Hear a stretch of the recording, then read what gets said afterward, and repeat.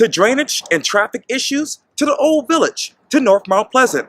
I speak exclusively with former Mount Pleasant Mayor Linda Page for a special edition of Quintin's Close-Ups. And be sure to download the free Quintin's Close-Ups app in your Apple or Google Play stores. And listen to this interview later on the free Quintin's Close-Ups iHeartRadio podcast. Linda Page. Quintin, Washington. How are you? I'm good. How are you? Oh, I'm doing great. Busy as always. Yep. With the 2 jobs and doing interviews, but otherwise I'm great. I'm glad to hear it. Yeah. The question is, how are you? I'm good. I'm busy too. I still have several jobs, so life is good. Life is good. I was just talking to you about October when I left the previous restaurant, and I know at that time you had to leave your iconic Page Estate Market on Coleman Boulevard in Mount Pleasant. Where are you emotionally 2 months later? Oh, well, we were very happy to be there for 55 years. But, it's quite a life change. You got to figure I was 5 years old when we moved into that building, and I was 59 going out. So, emotionally, I'm great. We'll always miss the barn, but it was time. It was time. You talk about time. There's so much going on in the town of Mount Pleasant, and I know you left the office a year ago. Mm-hmm. From a year ago to right now, when you sit on your porch, what do you see about the town of Mount Pleasant? Well, it's still the town I love. I call it my hometown, even though I didn't get there till I was 6 weeks old. There's a thing about I know you know the story. You can't say you're from here unless you were born here. But it is my hometown, and I'm very involved. I read the agendas and I watch the meetings, and I think we're a great town that needs to focus on drainage and infrastructure and encouraging business, and I don't always see that happening, but it's not my candle burning, and I wish everyone very well, and I hope I just hope we continue to move forward. It's a great town we are. And in that debate right now is about the Medal of Honor Museum. Mm-hmm. Can I ask you a simple question? Sure. How did we get here? I don't know. I think we got here because a lot of people took design very seriously. I think a lot of people didn't like buildings that were being built. We had an old Family Dollar on Coleman Boulevard for forever, and there was a grocery store attached to it, and it was a kind of a sad place, big parking lot out front. And of course, the vision was to modernize the town and build buildings to the street. And once that started happening, I think there was a great outcry, and I don't think people liked it. I don't think people like more modern buildings, and so I think it's a design issue. I think that's how we got there. I think it could have been solved. Hopefully, they'll still consider us. There was a somewhat encouraging article in the paper today. Right. And, the state was committed. The town was always committed, from 2013 on, all the time that I was in service. I hope we could, I hope we can continue conversation, because what a special place. Mount Pleasant it is. I've heard from a couple people over the past couple of weeks that if you were in office today, this would have never happened. Well, that's nice of them to say, and I certainly like to say that I'm a person of compromise. I didn't see a lot of compromise in these last years worth of conversations about this. But again, Quintin, it's not my term, and we always knew there was a height issue. I encouraged the Medal of Honor Museum Foundation very early on to talk to staff. I think we would have worked it out. I hope we would be breaking ground. But there's also the question about the foundation. In all fairness, did they do their due diligence? Did they do the work that was required of them? Because I know under my tenure and Billy Swell's tenure and Harry Hallman, Harry Hallman, he was the one who got the Medal of Honor Museum here to begin with. Right. So, it's just a sad time. I think everyone knows that everyone that's elected now, Mayor Haney and the council, surely supports our own Medal of Honor recipient, General Livingston, yes, and of course all the recipients. So hopefully we'll move on past this, and I hate the spear throwing. So, the fact that if it would have got done under my term or not isn't really the important part. The important part is, where will the town go from here? And will we get it here ultimately? Where does the town go forward in your mind? Well, the town is going to go forward. This is, I guess campaign rhetoric maybe, but the town is going to go forward regardless of who the elected officials are. The town is on a course to become a great community. We have a limited amount of land left to develop. If we become more business friendly again, and perhaps really consider who we want to attract here, and focus on small businesses and local businesses, not necessarily small financially, but, small in heart, small feel, perhaps we'll continue to be a quaint place that has a mixture of the wonderful people we have now. It's going to continue to grow. You can limit building permits, but you encourage sprawl. My family's looking to maybe buy land in Ondo. And, I see the challenges already on the north side. I don't know if you've ever talked to any of the 10 Mile community leaders. I know you've interviewed a lot of people. But when you talk to the people in 10 Mile, and all the conversation now, of course, about heirs property and all the things that are being bought, we see it every day. We're working now in the Oakland Plantation area, and 10 Miles developing. There are 4 units to an acre. It's coming. So we're going to encourage more urban sprawl. We're going to have more traffic. We're going to have more infrastructure needs. But I think the town is going to continue to grow into a wonderful place. We can only fit so many people, Quintin. And obviously, you talk about building permits. There's obviously talk about Coleman Boulevard. How does that revitalization look in your mind? Well, we stalled. I mean, I'm very disappointed in some of the things that, I was thinking about this the other day, and somebody asked me on my Facebook page, I said, "Oh, it's just sour grapes." And I said, "Oh, no sour grapes. I did my public service, and I think everyone should. Thomas Jefferson encouraged us all to step up and serve, and I've done that."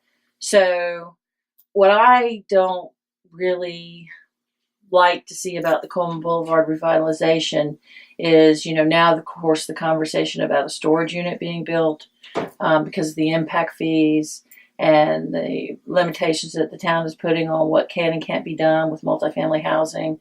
I think you're going to start seeing some clashes.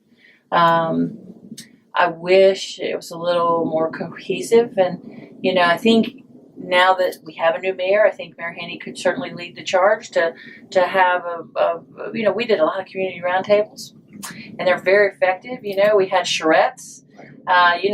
Let's do it again. Let's piece it back together and look. Coleman Boulevard is going to be a beautiful street. I know a lot of people don't like the medians. I know a lot of people don't like that the palm trees got replaced, but they did get replaced. And it's really coming together. I look, the drainage project's finished on the side of the street in front of Moultrie Plaza. Right. And that landscaping is very nice. It's going to really be more pedestrian friendly. The vision is there. It's going to happen. I think at Christmas time, they're going to put more Christmas lights out. And I think you're going to have a hometown feel. I think it's going to be a place everybody wants to go. So, we've just had we've had some stalls along the way. I think now it's up to the leaders that are in charge to, decide. And if their vision is that they don't want that, and they want to keep, the smaller buildings that are there, and they don't want to encourage any more redevelopment, that's perfectly fine as well. The challenge, of course, is rents. Pages East Market closed partly because of the value of the property. We were leasers there. We didn't own the property. I know there's other properties that, Kudzu Bakery's leaving Coleman. Right. Smoke is redoing their vision of Coleman. The Antiques Market left. Wild Wings just closed. Right. We've already seen kind of that. It happened on King Street. And, the word is, you have these bigger corporate entities come in that can afford higher rents.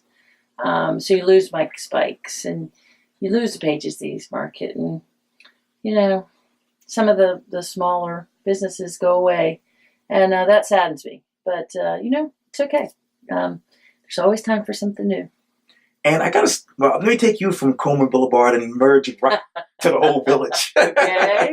I'm trying to think about how I do when I go running. Sure. But you go from Coleman Boulevard, you go into the old village. Mm-hmm. What is the future of that particular iconic neighborhood in your mind? Well, I happen to have the pleasure of living in close to the old village. So, there's a lot of controversy. Do I live in the old village? Do I live in the Indian village? Do I live in old Mount Pleasant? It's kind of divided down there. You have the side of Royal that's in the old Village Historic District. Right. I happen to live on Short and Spite Street, so I'm actually in Deer subdivision, and then there's the Indian Village. Then there's all the other newer neighborhoods. So, again, I think the next controversy that they're getting ready to face is the drainage projects. I know they're talking about parking permit allocation now. That's concerning to me because there's a lot of rub. People down there have gotten used to using the South Carolina Department of Transportation right-of-ways. Right. I think I see more and more government restrictions, not just in Mount Pleasant, but in the old village. We had the silly conversation about inflatables. Right. Where are you with that? Well, it's just ridiculous. It's absolutely silly. Government can't impose those kind of standards on people when they celebrate their holidays. It's a First Amendment issue. And I poked fun on Facebook because it was silly, literally.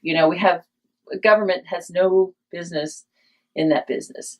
But I think, it was diffused pretty quickly. It did. But the old village is a unique and special place. And I'm one of those. I live in a house built in 1952, little brick ranch. And everybody around me, my little 1,400 square foot house is bounded on all sides by 5,000 and 6,000 square foot houses. And one day we'll be out of that neighborhood and a new big home will be there. Okay. That's the future of that area. It's so beautiful in natural history, and it's so nice. The great schools and Alhambra Hall and Pitt Street Bridge. It's like you have your own, you have your own parks, and of course the whole community is welcome to use it, but it doesn't feel like that. So it's a great place. And I know when you talk about Mount Pleasant, everyone's asking whether or not North Mount Pleasant being neglected or not. Is it neglected in your mind? It's a different place. I probably wouldn't have said this 2 months ago, but I never spent a lot of time in North Mount Pleasant. I hate that term. Okay. We are a Mount Pleasant. We're not a North-South Mount Pleasant, but it feels different there. We've moved into the Sweetgrass Hardware store, right? And I've spent some time up there, and I've talked to a lot of the patrons of that shop. And there's a very vibrant post office there, and those people love their community just as much as the people in the old village love their community, and Shimwood and Harborgate and all the other niche neighborhoods. But it feels different.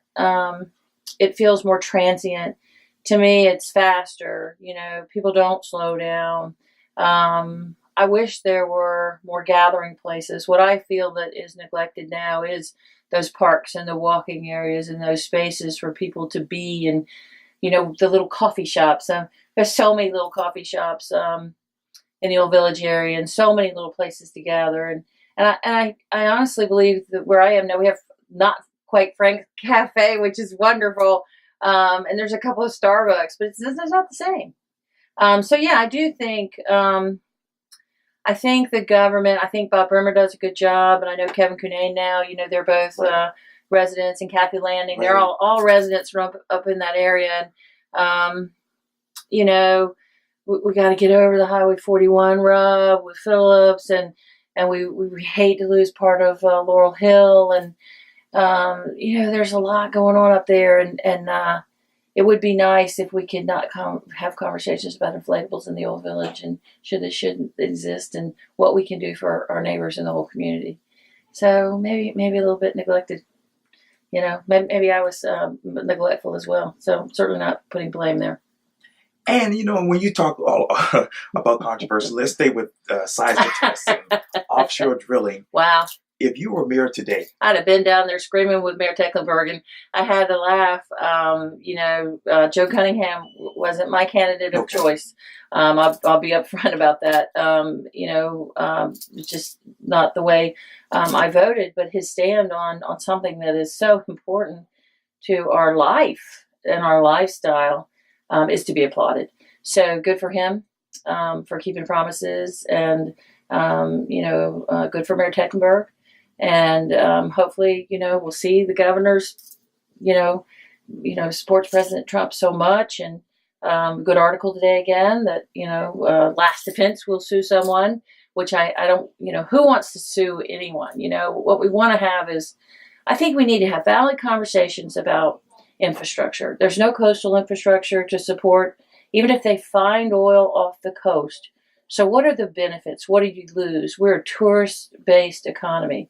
So I think we lose so much, if we had to have what I consider blighted infrastructure. I mean, Houston's a great town, but man, oil derricks, and South Louisiana, oil derricks. And it's not my vision of our coastline. And I would have been down there marching with them yesterday if I wouldn't have had a meeting. And there's a lot of local activists who've stepped up. David Quick, has done a good job, and I'm supporting him. And if I was the mayor, I'd have been down there screaming with him. It's so important, Quintin. We can't, just the seismic blasting and the damage that's done to marine life. My son is an avid fisherman. I'm allergic. I don't eat anything that comes out of the ocean. But the beauty of the ocean and the value, the billions of dollars that we enjoy as communities that's brought in by that natural beauty has got to be protected. Something else that people want to basically protect in the town of Mount Pleasant is Shem Creek. Yeah. How should that be saved in your mind? Boy, we did a good job. We saved it, Quintin. That was my silly question to myself over and over. Was like, the town invested, millions of dollars. I mean, at this point, we're probably at $35-40 million. We purchased properties that will be entrusted to the community forever. We built one of the most beautiful boardwalks that is an amazing place to people watch and bird watch and boat watch. And we've just done a great job. We're doing the final phase now, and a great walkover, so the restaurants are connected. And honestly, the parking garage that, people laugh and call the Linda Page parking garage is going to play a part in that. More people can come enjoy. There is parking now. It doesn't burden the old village. That parking doesn't stretch down into the old village, and the people who live there really aren't burdened. Now, that brings up the last piece of property. It's my understanding, and that it's under contract. It's not purchased. Okay. So there's a contract to buy. And the gentleman who owns the contract, I don't know him personally, would like the town to partner with him in that contract. That's not the way I would have liked to see that happen. The town doesn't have the finances to buy the property. I'll be right up front with you, unless something has changed. And my tax bill didn't go up this year. So if we face a big lawsuit at Park West, it's not settled yet, all that money would have to come out of the general fund. So it's not like the town has tens of millions of dollars in excess to write checks to preserve things like that final piece of property. So what should happen there? Well, it's up to the elected leaders to make those decisions. What I would support is a foundation stepping up. I'd actually talked to some developers, Tech Smalls, and that built the parking garage. And, there are developers who would like to maybe start a fund to buy that last piece of property. But it's also up to the neighbors down there. Some neighbors don't want Crab Bank. Some neighbors do want Crab Bank. Some neighbors don't want commercial in their neighborhood. Some neighbors support the commercial in the neighborhood. It's a very difficult issue. If it were up to me, I wouldn't get the town involved with personal business. I would let the gentleman who has it under contract work it out one way or another and see what he asks for. That property is zoned already. And it's zoned for industrial and commercial activity. So if the person who has it on contract and can close it would like to come to the town and say, we could partner, we could do this, that's one thing. I'm very fiscally prudent. I'm very financially responsible. When I was in office, one of the first things we did was create a sustainability policy. And to me, that meant no member of council, including the mayor, could bring anything to the town for discussion unless there was a funding source. Because I think it's so important. City of Charleston, we just had a tax increase. Right. And let me tell you, if I lived in Cainhoy, or if I lived on James Island, I want the kind of fire stations the town of Mount Pleasant has. If I moved to Ondale, my concern is not that I'm 4 minutes away from Roper Hospital, but where's the ambulance that's going to take me to the hospital if I need to go? So I understand these financial needs that communities face, but you can't just look to the taxpayer over and over again. Sometimes you have to look at how your government's run and how your money is spent. So kudos to them if they can make it happen and we can save it for the fleet. I don't want to subsidize a single business over another because I often ask, if you're going to subsidize the shrimpers, great, let's subsidize the auctioneers and the hardware store owners and the people who work at restaurants, like you, Quintin. So I just hope it's open and public and it's very transparent however they decide to go about it. And I don't like them talking about things I like to watch the meetings. So I don't really like to have them. I don't like to have those discussions in executive session. I want to hear how they're going to do it. I want to hear how they're going to fund it. And let's move forward. You talk about moving forward 2020. Yeah. From what I understand, and what someone is telling me, that you might be running for the United States Congress. Wow. Linda Page. You know what? I tell you what, I would run for Congress in a heartbeat. Absolutely. Would it be the right time for me to run for Congress? I don't know. Would people support me running for Congress? I don't know. I'm passionate about problem solving. That's the deal. And what I was very dismayed. Joe Cunningham was elected, and congratulations to him. Okay. And but here's the story. It's already the fight. Who's going to run? Who's going to replace him? Is Mark Sanford going to go back in? Is Katie Arrington going to fight again? And he's already raising money for the next campaign. And that's not Linda Page's vision. It's kind of a more like Linda Page go to Washington story. If it were me that the party would choose, or if I ran as an independent. Because I think what we need in Washington and what we need in our world and what we need in our life is moderate views and moderate approaches. We've gotten so far one side or the other. I'm so sick of the fighting. Let's make policy. Let's work together. This is all solvable. All our problems are solvable, but we get so dug in. So who knows? But 2020 is a long way away, Quintin. To be continued. I appreciate that. Oh, anytime. And thank you for your time. I really, really appreciate this. Well, Quintin, it's always a pleasure and an honor. It's a special thing to be asked for a Quintin interview. And I was very happy to make the time to see you today. Thank you greatly. And Merry Christmas. Likewise. All right. I'll see you soon. Okay. Thanks, Quintin. Thank you.